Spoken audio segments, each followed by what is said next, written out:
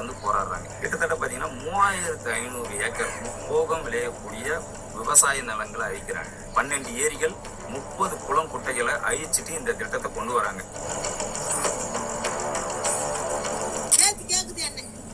நம்ம ஏர்போர்ட் வந்தா எங்களை எங்க கொண்டு போய் விடுங்கன்னு கேக்குது. நான் அந்த குழந்தைக்கு என்ன பதில் சொல்றது? இந்த மண்ணை விட்டு நாங்க எங்கேயுமே போக முடியாது. இந்த மண்ணு சாட்சியா இந்த மண்ணை விட்டு நாங்க எங்கேயுமே போக மாட்டோம். உயிர் விட்டாலும் விடுமாக்காண்டி இந்த மண்ணை நாங்க விட மாட்டோம். எந்த வகையிலும் இது காம்ப்ரமைஸ் இல்லை. இந்த திட்டத்தை நாங்க ஏத்துக்க தயாரா இல்லை. ஒரு படி மண்ணை கொடுக்க தயாரா இல்லை.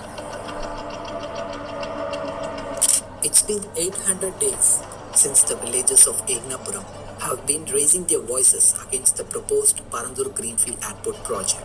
The protests are not just to safeguard their land, it's a fight for their survival.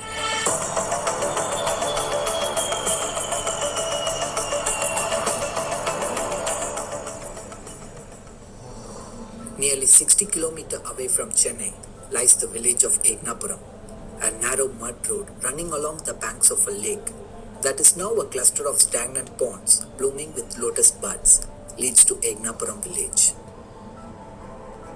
Overlooking this serene landscape is a small temple where a blackboard hangs on the gate boldly displaying the number 800, the count of days the villagers have stood in protest.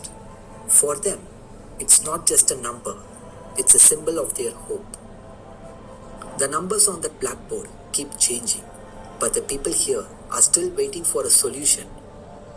The farm workers here rely entirely on their daily wages for their livelihood. This is their only means of survival. Agriculture is the main occupation of the people in the village. Let's hear from the people of Egnapuram. நான் காஞ்சிபுரம் மாவட்டம். இங்கே பார்த்தீங்கன்னா தமிழக அரசு பரந்தூர் பசுமை விமான நிலைய திட்டத்தை கொண்டு வந்திருக்கிறாங்க. இங்கே பார்த்தீங்கன்னா 12 கிராமத்தை அழிச்சிட்டு ஒரு திட்டத்தை கொண்டு வராங்க.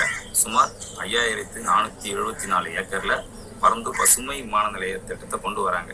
இங்கே பார்த்தீங்கன்னா 12 கிராமத்தில் முதல் முக்கிய கிராமமாக ஏகனாபுரம் இந்த போராட்டத்தை முன்னெடுக்கிறதுக்கு காரணம் என்னன்னா, முதல் பஞ்சாயத்தாக இந்த 12 கிராமத்தில் தனி பஞ்சாயத்து விளங்குற கிராமம் ஏகனாபுரம் கிராமம். அத்திப்பட்டிய மாதிரி அழிக்கக்கூடாதுன்னு ஏகனாபுரம் மக்கள் இன்னையோட 792 நாளா 2 வருஷத்தை கடந்து போராடுறாங்க. எதுக்காக இந்த போராட்டம் செய்யறாங்க இந்த மக்கள்னா, கிட்டத்தட்ட பார்த்தீங்கன்னா 3500 ஏக்கர் முப்போகம் விளையக்கூடிய விவசாய நிலங்களை அழிக்கிறாங்க. 12 ஏரி குளம் குட்டைகளை அழிக்கிறாங்க. 12 ஏரிகள் 30 குளம் குட்டைகளை அழிச்சிட்டு இந்த திட்டத்தை கொண்டு வராங்க. இதுல என்ன ஒரு இதுன்னா, வரைபடம் போட்டவங்க 2019 ஏடிஎம்கே பீரியட்ல போட்டாங்க சார். இப்போ பார்த்தீங்கன்னா டிஎம்கே பீரியட்ல இந்த திட்டத்தை கொண்டு வராங்க. இந்த திட்டத்தை கொண்டு வர சொல்ல இந்த வரைபடம் வந்து எந்த ஒரு இதுவும் ஆலோசனையும் பண்ணாம போட்ட வரைபடம்.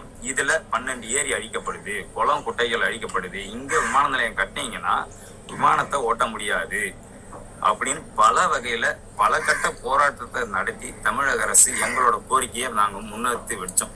தமிழக முதல்வர் மக்களுக்கான விடியல் ஆட்சின்னு சொல்றாரு. எங்களுக்கான விடியல் முதல்வர் அவர்கள் கொடுப்பாருன்ற நம்பிக்கையில தான் 2 வருஷத்தை கடந்து இன்னைக்கு 792 நாளாக போராடிட்டு இருக்கிறோம் இந்த மக்கள். Walking past a primary school, Janathan mentioned that this school has celebrated its centenary year recently. This school houses many memories. பள்ளி புறக்கணிப்பு போராட்டம் பண்ணோம். திருவோடி ஏந்தி மொட்டை அடிச்சு திருநாமணிக்கு போராட்டம் பண்ணி பார்த்துட்டோம். அதுக்கடுத்து பார்த்தீங்கன்னா தேர்தலை புறக்கணிச்சு பார்த்துட்டோம். சாலை மறியல் பண்ணி பார்த்துட்டோம். எந்த ஒரு இதுக்குமே வந்து தமிழக அரசு மக்களுக்காக எந்த ஒரு அறிக்கையுமே கொடுக்காதால இந்த மக்கள் வாழ்ந்தா இந்த மண்ணில் தான் வாழணும், இல்லையா உசிரே போனாலும் பரவாயில்லன்ற ஒரு ஸ்டாண்டுக்கு கொண்டு வந்துட்டாங்க. While talking to Desamma, she mentioned that she was married to a farmer from Egnapuram almost 60 years ago. She said her husband inherited a piece of agricultural land from his father. 28 வருஷமா விவசாயம் தான். மாடு ஆடு கழுவி இதுதான் நாங்க பயிர் வச்சு சோத்துருவோம். எனக்கு 5 பசங்க. என் பேத்தி வயசுல பார்த்த பேத்தி கேக்குது என்ன, நம்ம ஏர்போர்ட் வந்தா எங்களை எங்க கொண்டு போய் விடுங்கன்னு கேக்குது. நான் அந்த குழந்தைக்கு என்ன பதில் சொல்றது சொல்லு? நாங்க அதுக்கு சம்பாதிச்சு கொடுத்துட்டு போனாங்க எங்க மாமனாரு. எங்க குழந்தைங்களுக்கு வாழ்வாதாரம் வச்சுட்டு பார்த்தாங்க. உனக்கு ஏற்பாடு கொடுக்க நாங்க எங்களுக்கு சம்பாதிச்சு கொடுக்கல, எங்களுக்கு தண்ணி வசதி குளம் வசதி கோவில் வசதி பசங்க ஸ்கூலுக்கு போகிற வசதி நாங்கள் ரோட்டுக்கு ஹாஸ்பிட்டலுக்கு போகிற வசதி எங்களுக்கு எல்லாம் இந்த ஊரில் இருக்குது நாங்கள் எங்கே போனால் எங்களுக்கு இந்த வசதி வரும் நாங்கள் எங்கே போய்ப்போம் நீ என்ன எங்களுக்கு சம்பாதிச்சு கொடுத்துக்குற சொல்லு எங்கனாலும் எங்க தாசனாலும் உனக்கு தேவை ஓடு போட்டோம்னா நீங்க சம்பாதிச்சு கொள்ளாட்டீங்க நாங்கள் உங்களை யாரும் எதிர்பார்க்கல எங்களுக்கு எதுவுமே வேணாம் ரேஷன் கார்டு கொடுக்குறேன்றியா அதை கூட பிடிக்குங்க எங்களுக்கு நாங்கள் மண்ணை வயசு அறுக்கிறோம் பாரு அந்த நெல்லை வச்சு சோத்தோம் ரேஷன் வர வச்சு இல்லை கட்டிக்கிட்டு போய் நாங்கள் சோத்தோம். As we approach the village, lush green fields stretch out to the left. A group of women who have just completed their daily work walk past.